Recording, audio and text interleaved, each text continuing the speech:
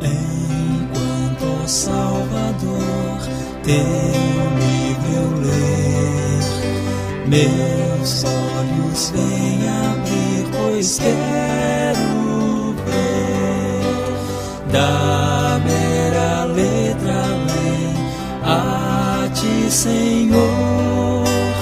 Eu venho a ti, Jesus, meu Redentor. À beira-mar, Jesus, partiste o pão, satisfazendo ali a multidão.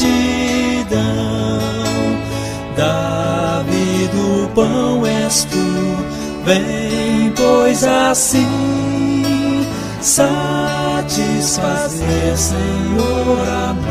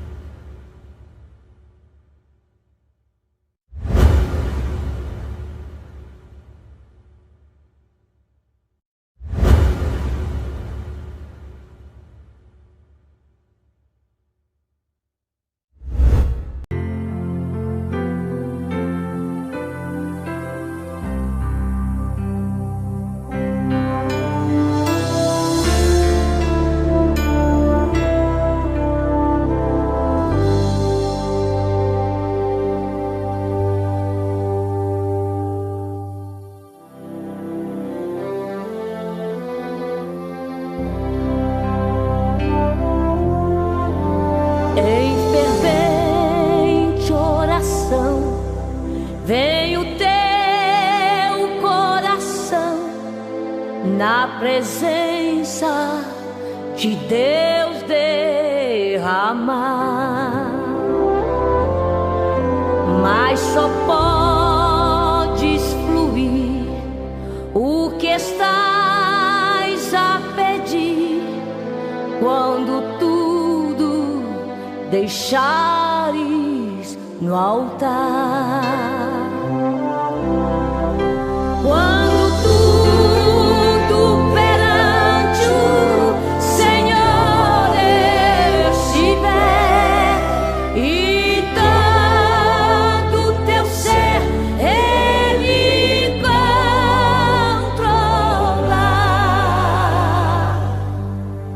Só então hás de ver que o Senhor tem poder quando tudo deixares no altar.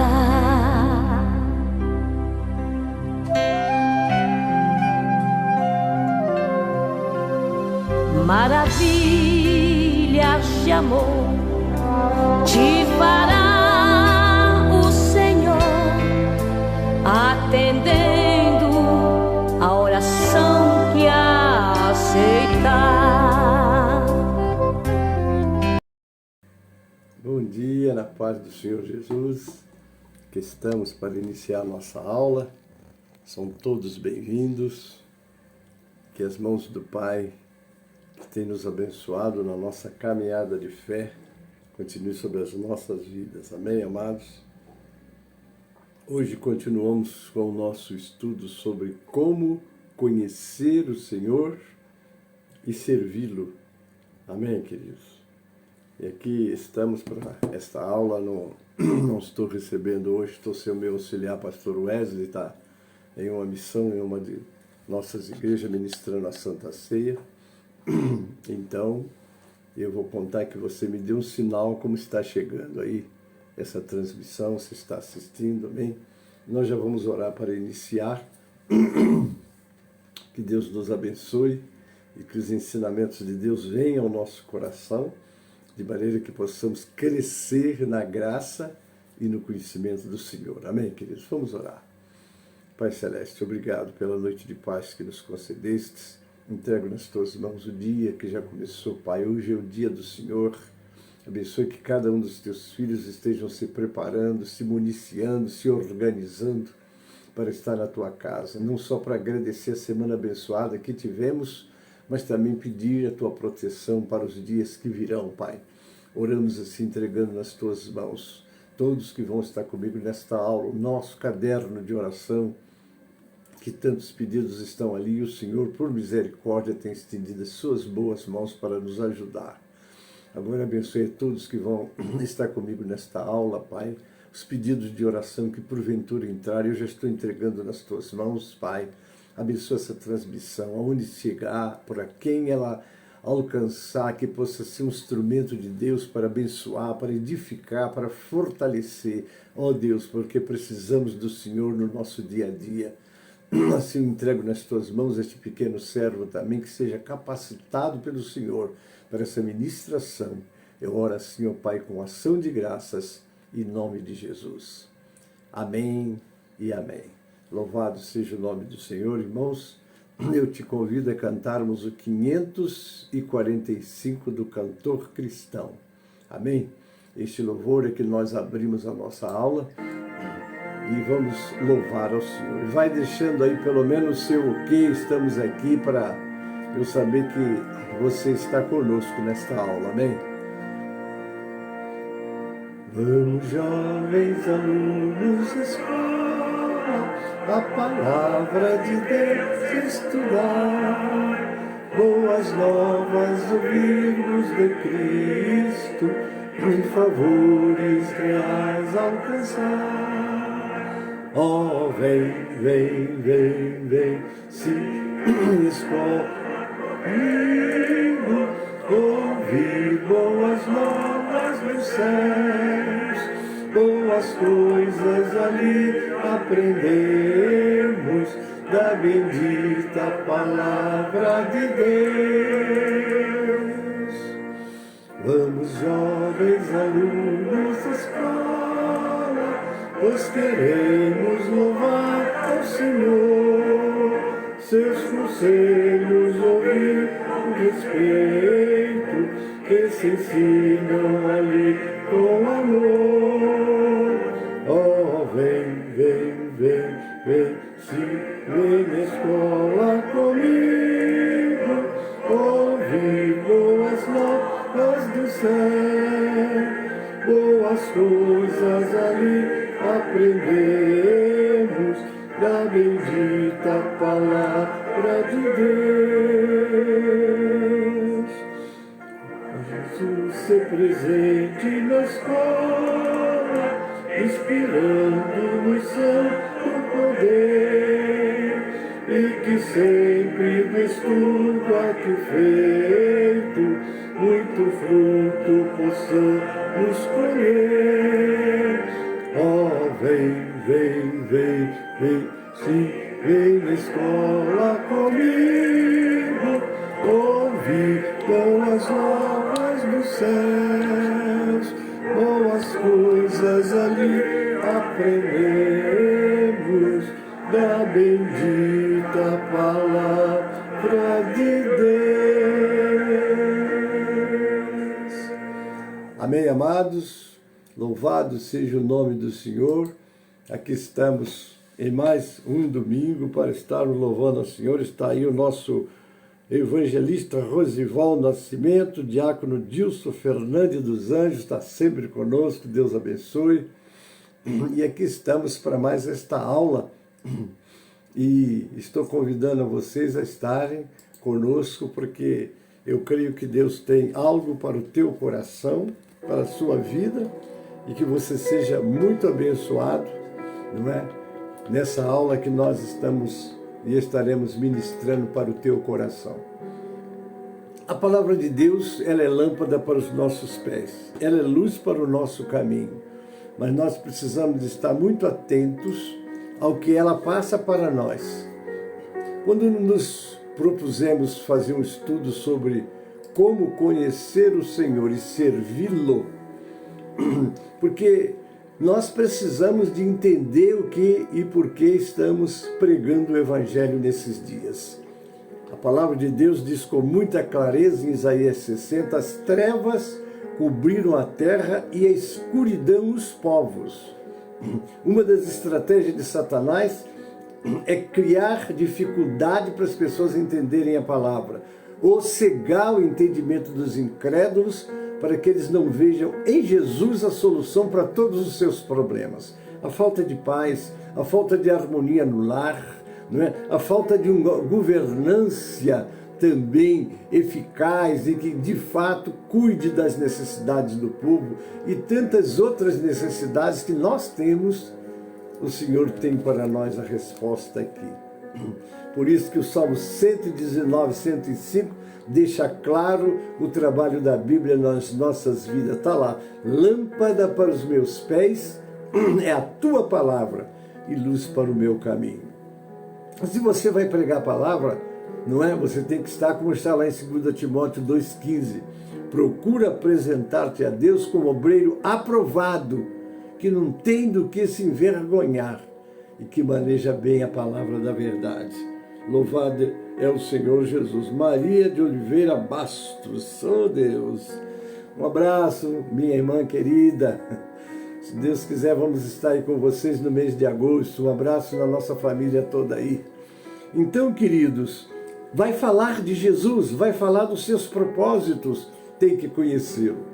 Vamos à nossa aula de hoje. Estamos na lição 14 da nossa revista da Agiorme, que é a revista que está à sua disposição no nosso escritório.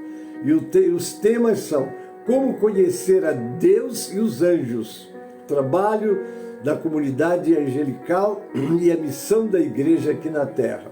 Hoje o nosso tema é conhecer a Deus para torná-lo conhecido. Como é que você vai falar de Deus? Como é que você vai falar dos propósitos de Deus? Se você não dispõe primeiro a conhecê-lo, porque conhecer a Deus é uma necessidade. O Senhor Jesus esteve 3 anos e meio com os seus discípulos. Depois ele fez um pequeno teste com eles. Quem dizem os homens ser o Filho do Homem? E eles deram as respostas que eles tinham. E depois Jesus se dirige a eles e pergunta, e vocês, quem diz ser o Filho do Homem? Então nós outros precisamos de nos empenhar em conhecer o Senhor. Quem é o Senhor, o poder que Ele tem, o que Ele faz, quais são os propósitos dEle na nossa vida. Você que está diante de mim aí agora, você conhece os propósitos de Deus na tua vida? Porque Deus, a Bíblia diz no Salmo 139, verso 16, que o Senhor nos viu ainda informe, quando nós estávamos sendo, vamos dizer assim, criados lá, sendo formados no ventre da nossa mãe, não é? O nosso Deus, então, olhou, nos viu, escreveu e determinou todos os nossos dias.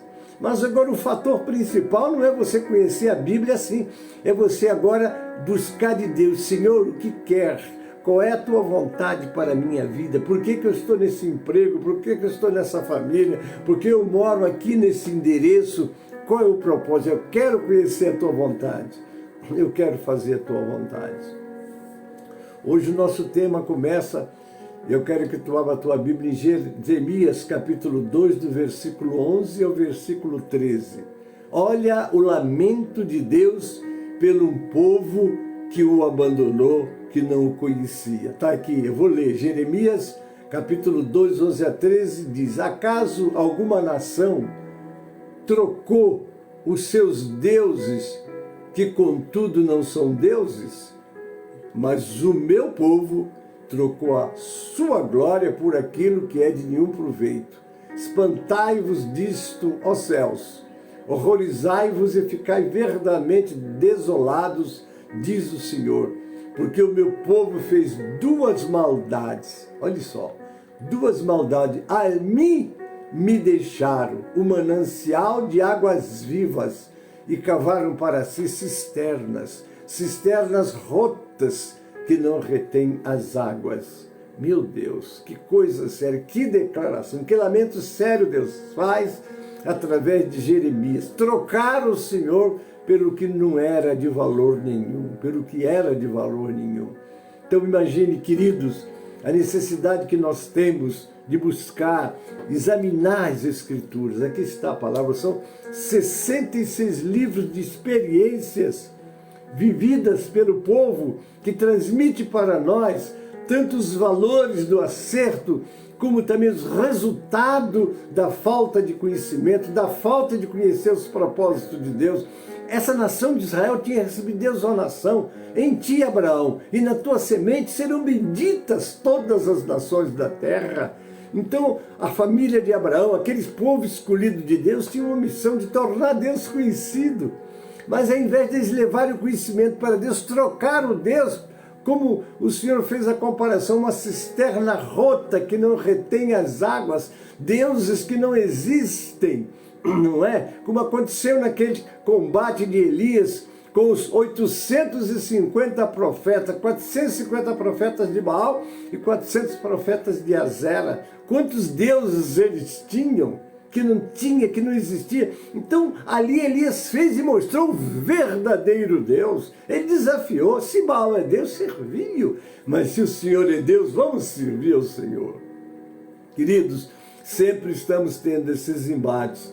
Mas vamos no nosso comentário. O amor próprio, o natural, pode se tornar egoísmo, o não natural. O respeito próprio, natural, pode ser seduzido e se tornar orgulho não natural. Vamos ao nosso texto, ainda outro texto básico, agora é o devocional, que está em Mateus 16, do verso 13 ao verso 20, que vai falar o que eu já comentei.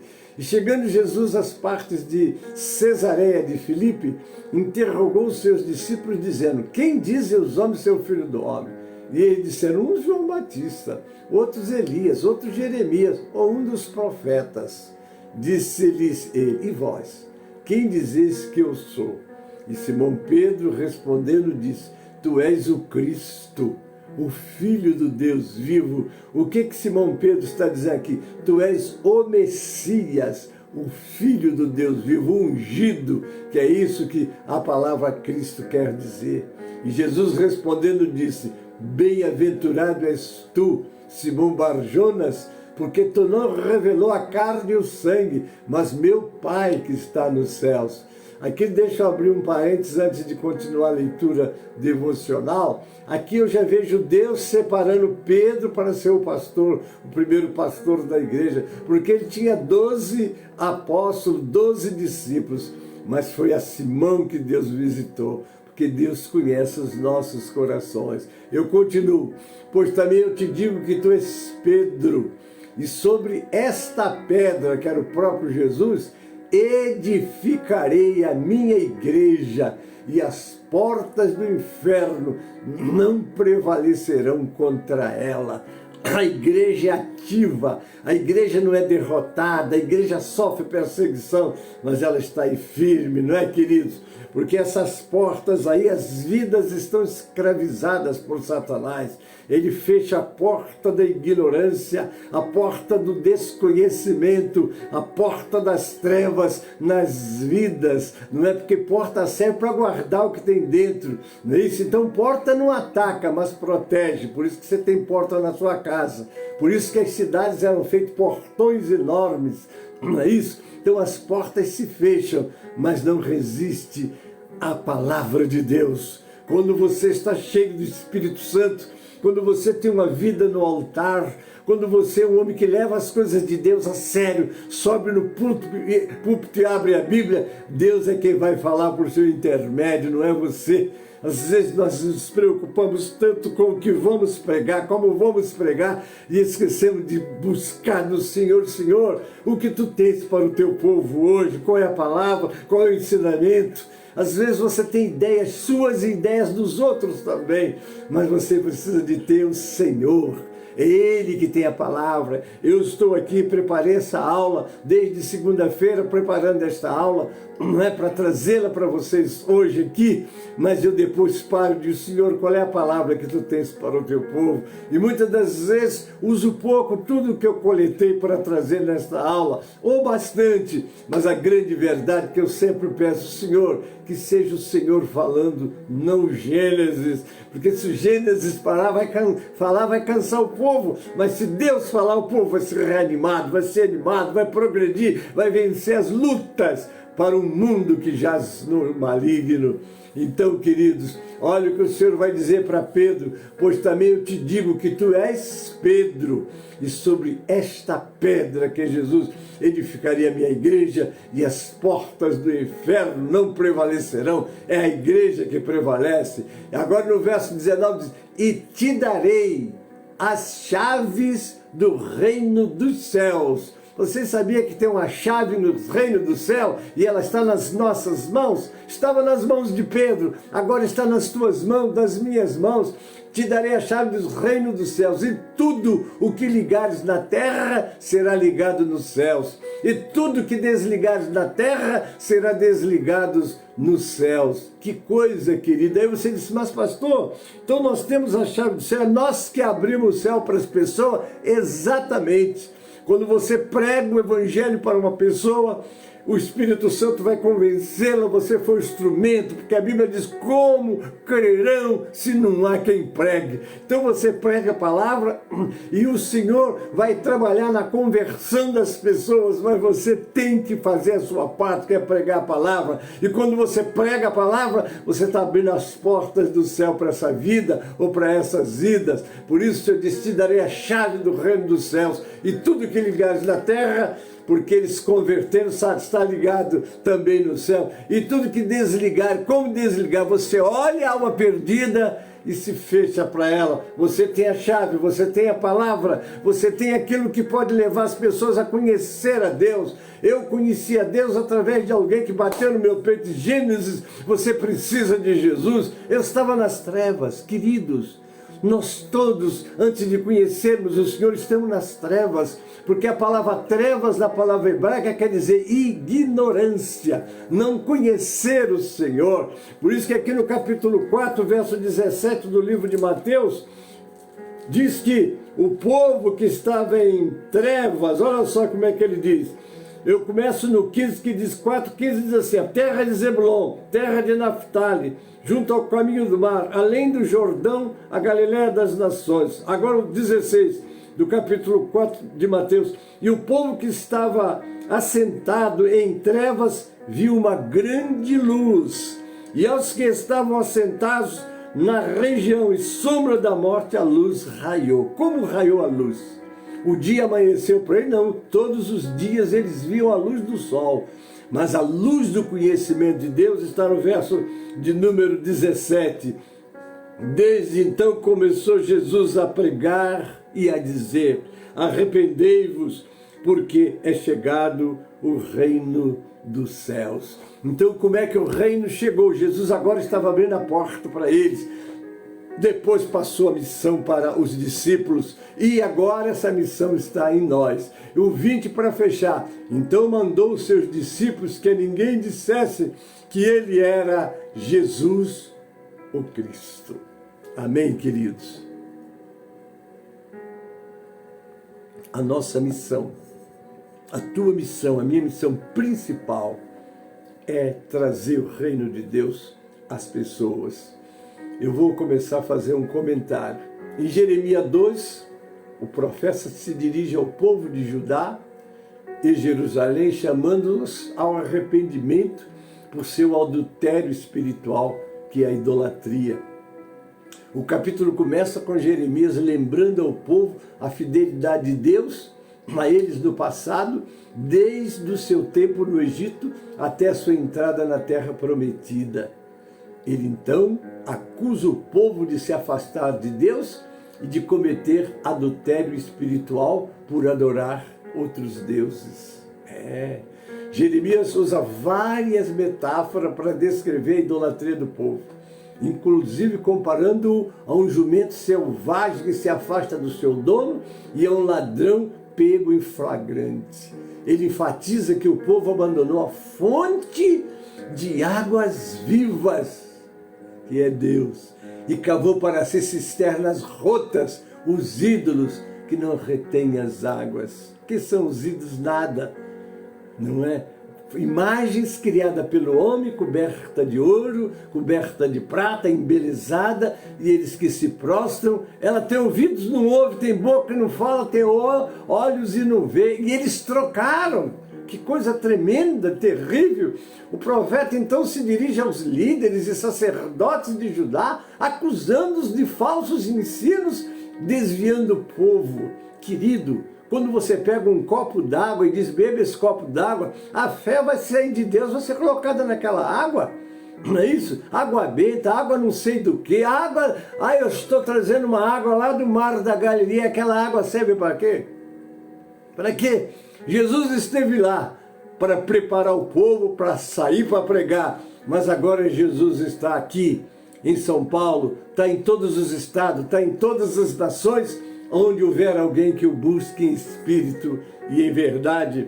Como disse um colega, coisa tremenda, né? Muita gente procurando Deus, e Deus está procurando também a sua criatura, né? Aqueles que o adorem em espírito e em verdade. Coisa séria, irmãos. O Senhor adverte que suas ações trarão julgamento e destruição sobre a terra. A conclusão de Jeremias 2 apresenta uma poderosa acusação contra o povo de Judá e Jerusalém por seu adultério espiritual e idolatria. O capítulo enfatiza a importância de permanecer fiel a Deus e evitar a tentação de falsos deuses e ídolos. A advertência de Jeremias tem relevância para os crentes hoje, servindo como um lembrete da importância de permanecer fiel a Deus e evitar a tentação que se afaste dele. Buscar-me-eis e me achareis, quando me buscar de todo o vosso coração. Essas funções simples e naturais dedicadas a Deus e controlada por Ele, trazem vida para a pessoa como um todo. Mas se essas funções se tornam Deus, tornam-se fins em si mesmas, então há um resultado, a morte para o desenvolvimento, para a felicidade, para a pessoa como um todo. Pedro fala dos desejos carnais que guerreiam contra a alma, está lá em 1 de Pedro 2:11, né? Mas se os desejos são naturais e corretos, por que guerreiam contra a alma? 1 de Pedro 3:12 afirma, o rosto do Senhor volta-se contra os que praticam o mal. Percebemos que isso é verdade, mas a face do universo também está contra o mal. Quando a prática do mal, você se sente confortável quando você pratica o mal. A vontade, bem relacionado com a soma total da realidade, e como o universo. Então há sim uma resistência. Se você resiste ao Senhor, não é? Ao invés de dar lugar ao Espírito Santo, você vai viver uma vida de acordo com os padrões que estão à sua volta. Pelo contrário, você se sente desorientado quando você busca consolo e instrução no meio ambiente, órfão, distante, dissimulado, clandestino, em desacordo consigo mesmo e com a vida em geral. Por quê? Porque esse não é o caminho. Não apenas o rosto do Senhor, mas também a face do universo, a face da vida volta-se contra o mal. Observe que o termo volta-se não muda de acordo com os costumes da época. Volta-se, pois o universo tem leis descritas em sua própria natureza e, portanto, imutáveis.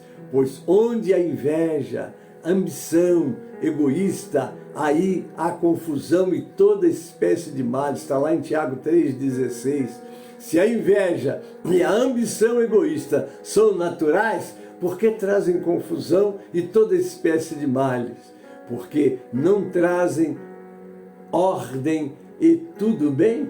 Pela simples razão de que a inveja, a ambição egoísta violam a lei do amor. E isso significa confusão e toda espécie de males. A natureza da realidade decreta isso. Esse não é o caminho. Mas vamos, diante de tanta dificuldade, diante de tanta coisa ruim, aí o escritor gosta e faz uma oração: ó Deus meu Senhor, abre os meus olhos para que eu possa ver, para que eu possa te ver operar em minhas obras por meio das tuas leis. Além disso, ajuda-me a ver que te aproximas de mim por meio do teu Filho. Ajuda-me a seguir. Amém. A oração que precisamos fazer, buscar do Senhor a sua direção, a sua orientação. Porque sem a direção de Deus nós ficamos como um barco à deriva. Mas qual é a missão da igreja na terra? Vamos lá. Jesus prometeu que edificaria a sua igreja, em Mateus 16, 18 foi o que lemos, e a igreja está a ser, ela está a ser edificada em todos os cantos deste planeta. A igreja está sendo edificada. Não estamos falando apenas de comunidades cristãs, mas do corpo de Cristo. Os seguidores de Cristo têm como prioridade nas suas funções deste mundo pregar o Evangelho, as boas novas da salvação, para que cheguem a cada coração humano, e seja idoso, seja jovem, seja criança. Ide pregar o Evangelho a toda criatura. Jesus, antes de ascender aos céus, foi muito claro quanto à responsabilidade dos seus seguidores. Mas recebereis as virtudes do Espírito Santo que há de vir sobre vós, e servireis testemunhas, tanto em Jerusalém, como em toda a Judéia e Samaria, e até aos confins da terra. Logo, a missão é a paixão pelas pessoas que nos rodeiam, quer elas vivam perto ou longe de nós. A igreja congrega-se para louvar, para adorar a Deus, mas também para aprender no seu templo, para alcançar os muitos que ainda não experimentaram o amor de Deus nas suas vidas para serem salvos. Quando somos alcançados por Jesus Cristo, nascemos e crescemos no amor divino que nos leva também a desejar alcançar outros para Ele. Conhecer ao Senhor, aleluia, é o nosso tema de hoje, para torná-lo conhecido. Os discípulos comprometidos não ignoram que existem ainda muitos povos e nações que não foram evangelizadas pela genuína pregação do Evangelho de Cristo, que é no poder de Deus para a salvação de todo aquele que crê. Está em Romanos 1,16. Porque todo aquele que invocar o nome do Senhor será salvo. Como, pois, invocarão aquele em quem não creram? E como crerão naquele de quem não ouviram? E como ouvirão se não há quem pregue? E como pregarão se não forem enviados? Como está escrito, quão formosos pés dos que anunciam a paz, dos que anunciam coisas boas. Está lá em Romanos 10, de 13 a 15. A visão da igreja deve abranger aqueles que não estão congregados. Todas as pessoas necessitam de ser ajudadas a perceber a condição em que se encontram antes que termine por se perderem eternamente. Por isso vai contra os propósitos do nosso Pai Celestial.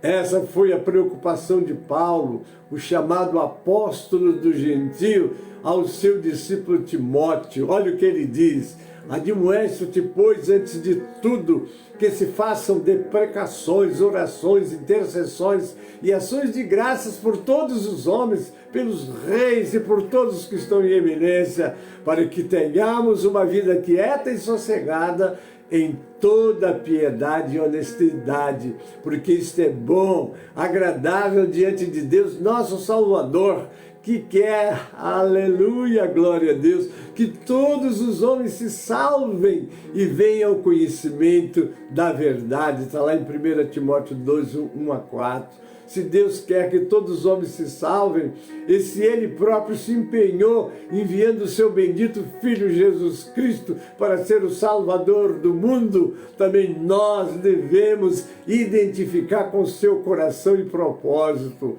Quando alguém é alcançado por esta salvação divina, o amor de Deus vai encher o seu coração pela sua família e amigos, mas também por todos em algum lugar que precisam de conhecer a Jesus. Você conhece a Jesus?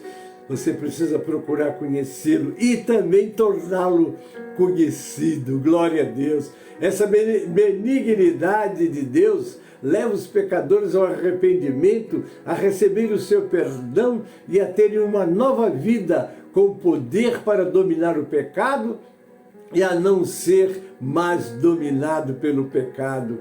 A nossa missão vai desde o lugar onde moramos até os confins da terra. É verdade que sempre que pensamos em missões, vemos-la como um trabalho a ser realizado fora da nossa área geográfica, mas não nos podemos esquecer que os que vivem perto de nós também precisam de ouvir falar dele.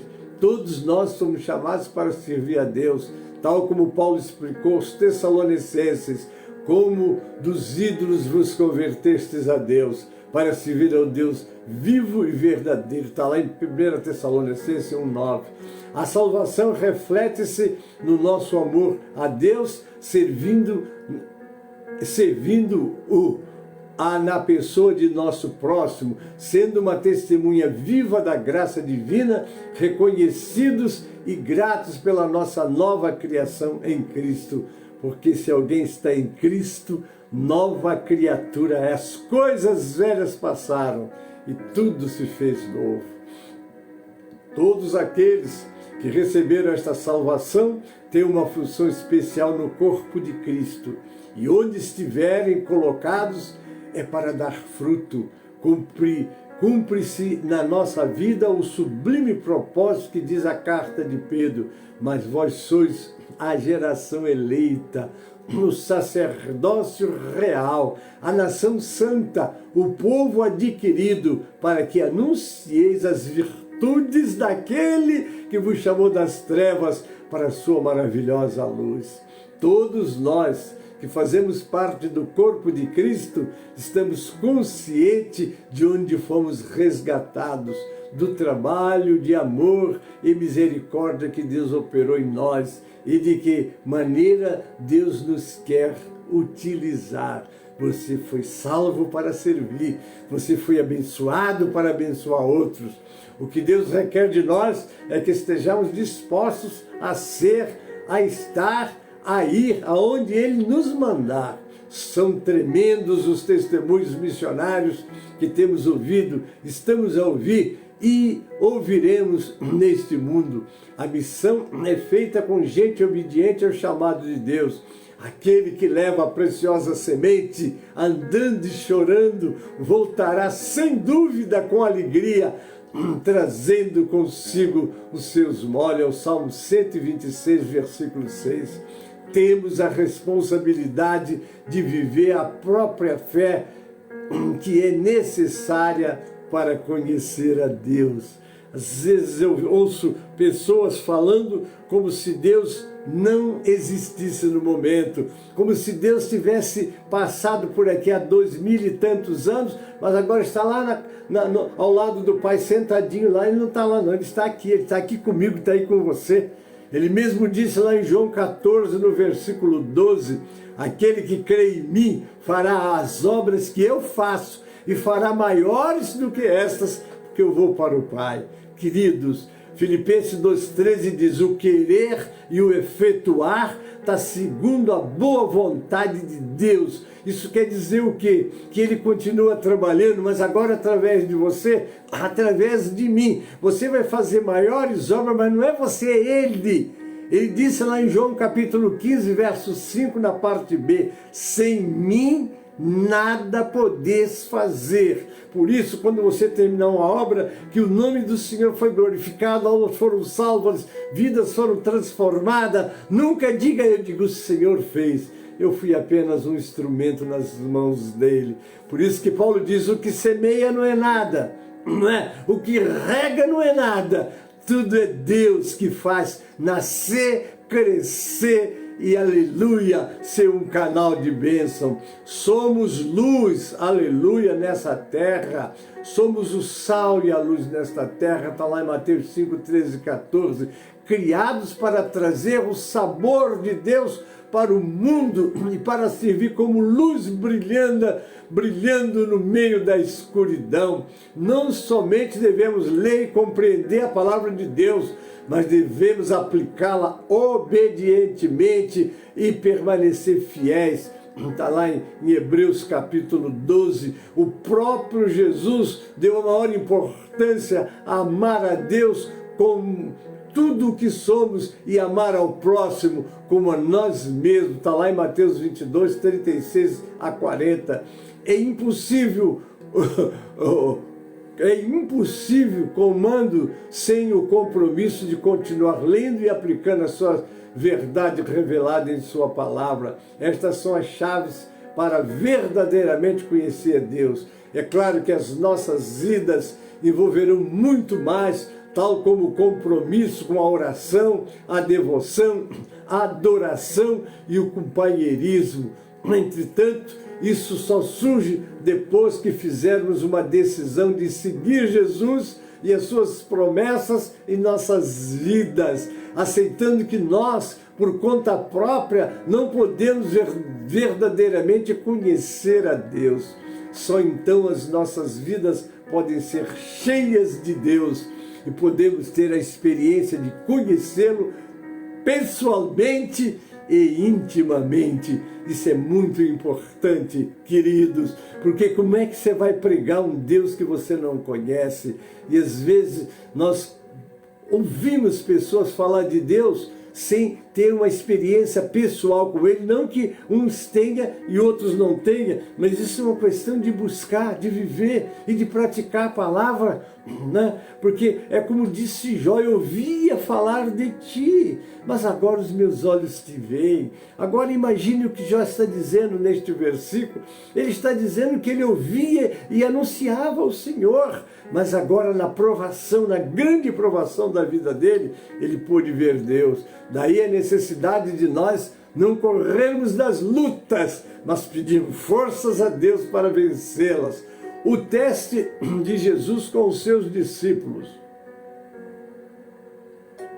Jesus fez um teste com os seus discípulos, se ele sabia que era ele. Eu já comentei, né? Está lá em Mateus 16, 13 a 17. Né? Já falei sobre isso, não vou repetir. Esta afirmação de Cristo refere-se ao modo firme, como Pedro disse que ele era o Filho de Deus. Ele disse isso não porque alguém entre os homens o revelou, mas sim pelo entendimento que Deus o deu, pois aceitou do fundo do seu coração que aquele homem que estava à sua frente era de fato o Filho de Deus.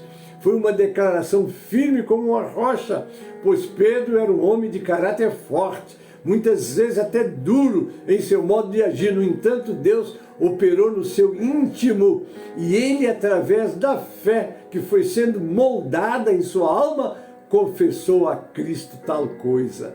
Também eu te digo que tu és Pedro, e sobre esta pedra, convicção, edificarei a minha igreja. Perceba que é em cima desta convicção que todo homem deveria ter Cristo, que Cristo irá edificar a sua igreja. Haja vista que a igreja de Cristo não é física, não tem nome ou título, não é? Há os ministérios, Assembleia de Deus, Batista, Metodista, Presbiteriana, outros, Restauração, que é a maneira de nos identificarmos, mas a igreja de Jesus não tem nome. A igreja de Jesus de verdade é você, sou eu. Por isso que onde estiverem 2 ou 3 reunidos, o Senhor está ali, que a igreja está presente. Entende? Entende? Quando se aceita Jesus, quando se aceita, não se aceita que Jesus é o Filho de Deus e foi enviado para nos salvar deste mundo e que Ele morreu por nós na cruz, essa aceitação tem que ser com a mesma convicção que teve Pedro naquele momento, quando disse: tu és o Cristo, o Filho do Deus vivo. Então você não, sem essa convicção, como é que você vai pregar esse Deus, vai falar? O mundo está cheio de tragédia, cheio de luta, cheio de dificuldade, e você tem a resposta para resolver todos esses problemas. Como é que é o nome dessa resposta? Jesus. Deixa Jesus entrar em sua vida. Se alguém está em Cristo, nova criatura é. As coisas velhas passaram, tudo se fez novo. A palavra de Jesus a Pedro, após sua confissão: dar-te as chaves do reino dos céus. O que ligares na terra terá sido ligado nos céus. O que desligares na terra terá sido desligado no céu. Esta chave nada mais é do que o evangelho do reino que está por vir. O reino de Deus, nosso Criador. Profissão de fé do eunuco na resposta a Filipe, está lá em Atos 37. Qual o significado de Atos dos Apóstolos, capítulo 37? O significado deste versículo está na confissão de fé em Jesus Cristo como Filho de Deus. Ele mostra a importância de crer em Jesus para a salvação e o batismo como ato de obediência e identificação de Cristo. Quem tem a responsabilidade, de tornar Cristo conhecido. É a nossa missão. Vamos lá, vamos dizer o nosso título de hoje: conhecer para torná-lo conhecido. Israel foi chamado para receber as bênçãos de Deus e cumprir uma missão especial entre as nações da terra, porém fracassou pela desobediência. Deus ainda deseja que os gentios sejam levados à luz. A salvação por meio de Cristo é o cumprimento divino da promessa dada a Abraão de abençoar todas as famílias da terra. Falando da nação de Israel, Deuteronômio 7, 7 a 9 nos diz: não vos teve o Senhor afeição, nem vos escolheu, porque fosses mais numerosos do que qualquer povo, pois eras o menor de todos os povos, mas porque o Senhor vos amava e para guardar o juramento que fizera a vossos pais. O Senhor vos tirou de uma mão poderosa e vos resgatou da casa da servidão, do poder de Faraó, rei do Egito. Saberás, pois, que o Senhor teu Deus é Deus, o Deus fiel, que guarda a aliança e a misericórdia até 1000 gerações, aos que o amam e cumprem os seus mandamentos. Deus escolheu a nação de Israel para ser o povo através do qual Jesus Cristo iria nascer, o Salvador do pecado e da morte, lá em João 3,16. Deus prometeu o Messias pela primeira vez após a queda de Adão e Eva no pecado, está lá em Gênesis capítulo 3. Deus mais tarde confirmou que o Messias viria da linhagem de Abraão, Isaque e Jacó, está em Gênesis 12, 1 a 3. Jesus Cristo é a razão final pela qual Deus escolheu Israel para ser o seu povo escolhido. Deus não precisava ter um povo escolhido, mas decidiu fazer as coisas dessa forma. Jesus tinha que vir de alguma nação. Deus escolheu Israel. No entanto, a razão pela qual Deus escolheu a nação de Israel não foi unicamente para o propósito da vinda do Messias. O desejo de Deus para com Israel era de que eles ensinassem aos outros sobre ele, conhecer para tornar conhecido. Israel deveria ser uma nação de sacerdotes, profetas e missionários para o mundo. O intento de Deus era que Israel fosse um povo distinto, uma nação de pessoas que guiassem os outros em direção a Deus e a sua providência prometida, o Redentor, Messias e Salvador. Em sua maior parte, Israel falhou nessa tarefa. No entanto, o propósito final de Deus para Israel é de trazer o Messias e Salvador, foi cumprido perfeitamente na pessoa de Jesus Cristo. Por isso que Jesus Cristo é judeu de nascimento, não é isso? Mas vamos lá, vamos para a nossa conclusão. O primeiro povo que teve essa responsabilidade de tornar Deus conhecido foi o povo de Israel.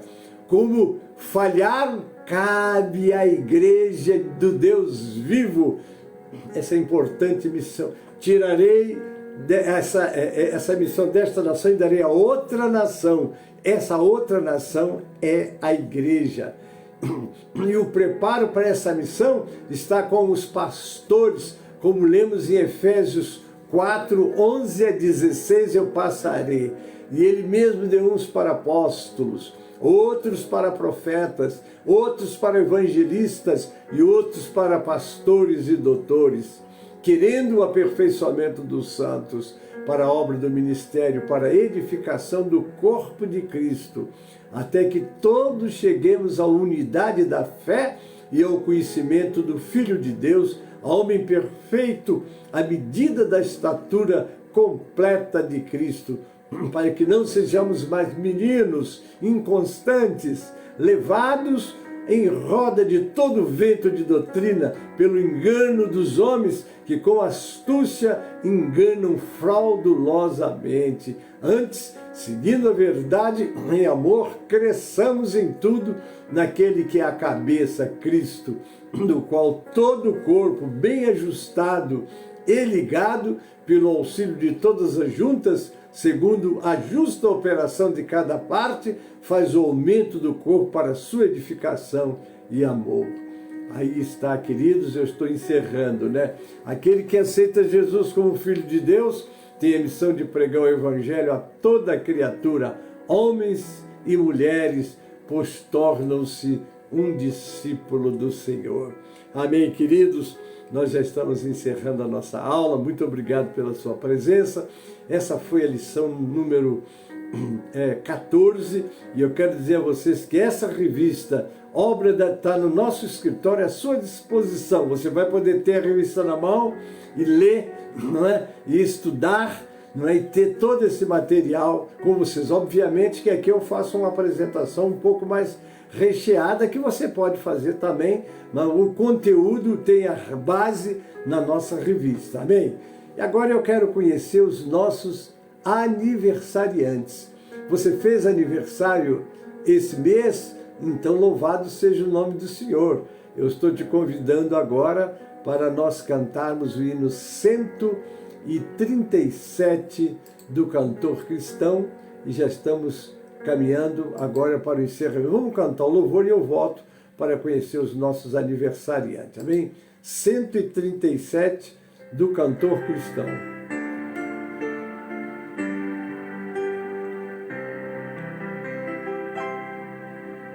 Enquanto Salvador teu livro eu ler, meus olhos vem abrir, pois quero ver da mera letra além a ti, Senhor.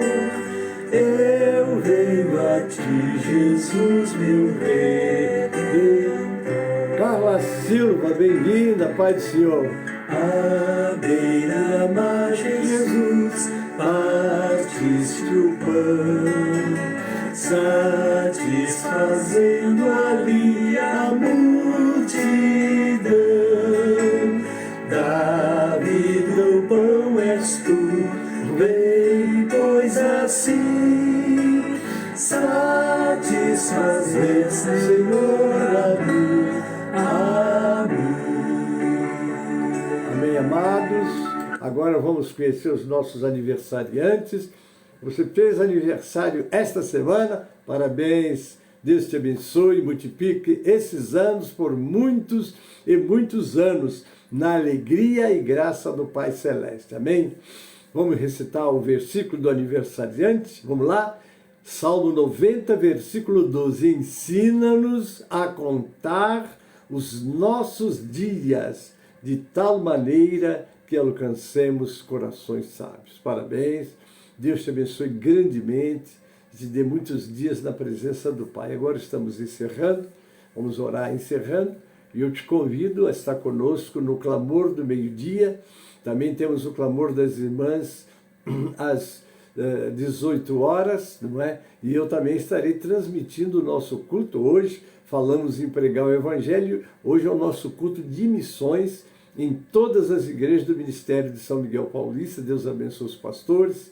Não esqueça que temos missionários no campo e que precisam de ser mantidos. E a nossa contribuição de todos os terceiro domingo, não, desculpa, hoje não é missões, né? Eu estou falando de missões, Mas hoje é o culto, peraí, hoje é o segundo domingo, é o segundo, né? É sim, não, é missões mesmo, tá certo. Agora deu aqui uma confusão, fiquei um pouquinho confundido, mas é o culto de missões mesmo.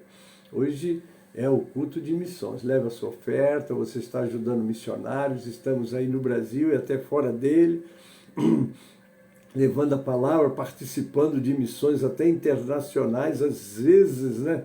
Louvado seja o nome do Senhor, e você participa com a sua contribuição. É você investindo no reino de Deus. Amém? Louvado seja o Senhor. Então nós vamos orar agora. Estarei transmitindo também o nosso culto de missões da nossa sede. E você está convidado também, né? Mas você não deve deixar de participar do culto presencial, não é? Alegrei-me quando me disseram, não é? Vamos à casa do Senhor. Então é importante nós estarmos ali na casa de Deus como igreja, agora o corpo reunido para louvar, para adorar, para ouvir os testemunhos e encerrar com a palavra. E levar um visitante também para ouvir a palavra de Deus. Lá é importante isso. Sobretudo no culto de missões. Aí você estará fazendo missão, trazendo o seu visitante. Amém, queridos? Então nós vamos orar. Deus abençoe a vocês todos e até logo mais para quem vai assistir de onde estiver, né? Porque nosso trabalho, graças a Deus, penetra por todos os cantos e recantos deste mundo. Onde tiver alguém sintonizado, nós estaremos juntos oferecendo a Deus o nosso culto. Amém? Oremos.